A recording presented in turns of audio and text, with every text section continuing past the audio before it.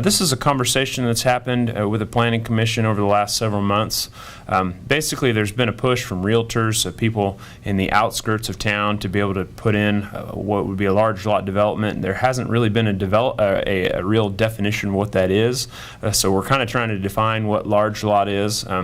Currently, anything that's inside the 3-mile extraterritorial jurisdiction, basically we treat that as if it's right next to the city. It's right on the doorstep. So it's not our intent to have these big, large lots, 2 or 3 acre lots on the edge of town, because those cost a lot of money as far as infrastructure, and they don't really they don't help the city pay back. When you have a lot of properties.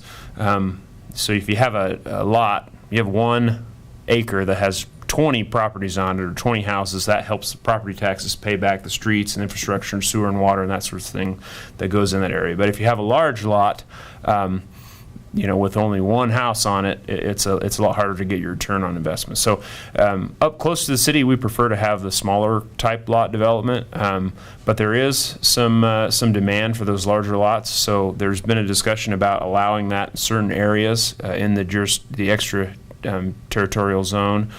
So they'll have a discussion about allowing large lot developments, which would be 2 acres and larger, in certain areas of that district. Most of the area that's been identified is to the north and east of the community.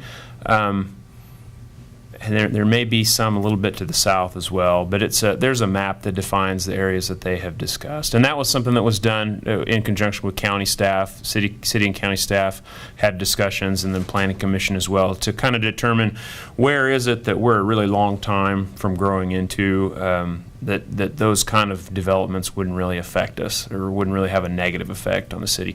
The thing is, you don't want, if we had a development that goes out half a mile from the community and they put in these large lots, and then the city grows up next to it, it's really hard to take those areas and make them part of the city, because they don't have the same kind of infrastructure, they don't have the same kind of streets, different kinds of neighborhoods. So it makes it a difficult situation for development.